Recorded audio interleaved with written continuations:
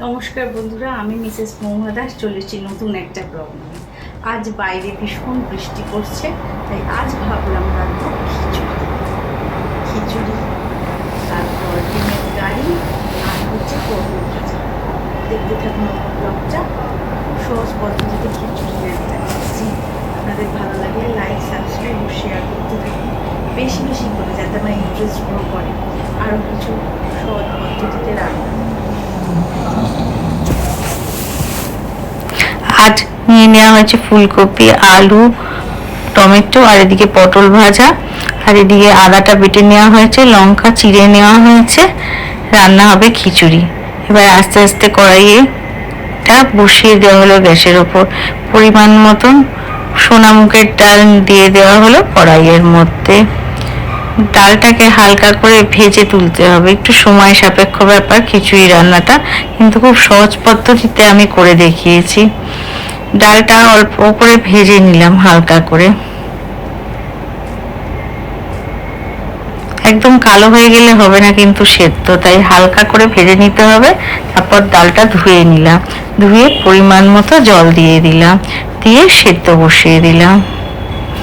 ওদিকে আবার গোবিন্দভোগ চালটা ধুয়ে রাখা আছে, যখন চালটা ফুটে যাবে তখন গোবিন্দভোগ চালটা দেব। এদিকে কড়াই বসিয়ে নিলাম। আমার না ব্যাটারিটা শেষ হয়ে গেছিলো বলে দেখাতে পারিনি। তার মধ্যে তেল দিয়ে অল্প করে আলু, ফুলকপি সেগুলো ভেজে তুললাম। আর এদিকে ডাল প্রায় হয়ে এসছে, তখন অর্ধেক ফুটে গেছে, সেদ্ধও হয়ে গেছে অর্ধেক। তখন গোবিন্দভোগ চালটা অল্প অল্প করে ঢালতে থাকলাম হাঁড়ির থেকে।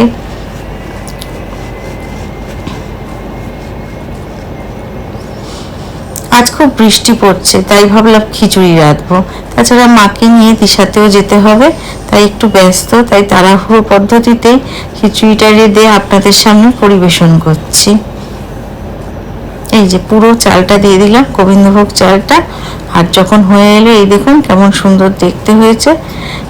ফোড়ন দিয়েছি হচ্ছে জিরে, তেজপাতা, শুকনো লঙ্কা ফোড়ন দিয়েছি। আর নামানোর সময় অল্প করে চিনির গুঁড়ো, যেহেতু আমি চিনি দিই না তাই জন্য জ্যাগারি পাউডার বা চিনির গুঁড়ো দিলেও হবে। আর এদিকে নামানোর ঠিক আগের মুহূর্তে একটুখানি ঘি দিয়ে দিতে হবে। আজ আমি গরম মশলা ইউজ করেছি, একটু থেতো করে রাখা ছিল গরম মশলাও দিয়ে দিয়েছি খিচুড়িতে। খিচুড়িটা কিন্তু খেতে ভারী সুস্বাদু হয়েছিল, আর দেখতেও তেমন হয়েছিল।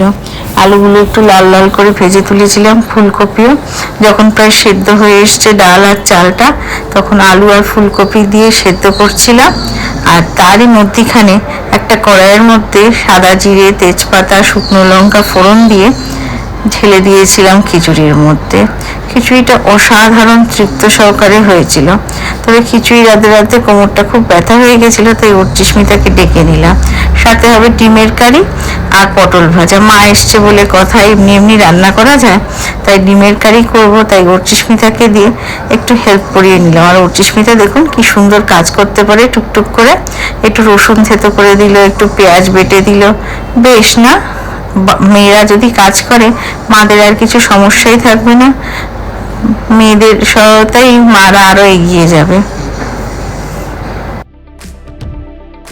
সাদা জিরে, তেজপাতা আর শুকনো লঙ্কা ফোড়ন দিয়ে তারপর এক এক করে সবজিগুলো দিয়ে, তারপর গুড়ের গুঁড়ো দিলাম, দিয়ে একটু ঘি দিয়ে নামিয়ে নিলাম। এই যে চলে এসেছি দিশাতে মার চোখ দেখানো সাকসেসফুল। এবার চলে যাচ্ছি সন্ধ্যাবেলা লেন্স কার্টে মায়ের চশমা করাতে। কত ধরনের যে চশমা দেখলাম জানেন না, দেখে আমরাই ভাবছিলাম কোনটা ছেড়ে কোনটা ধরবো।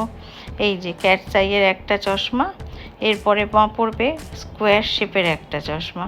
আপনারা দেখে বলবেন তো কোনটায় মাকে ভাল লাগছে। এটা একদমই মানানসই হচ্ছিল না, এইটায় বরঞ্চ একটু এলিগেন্ট লুক আসছিল।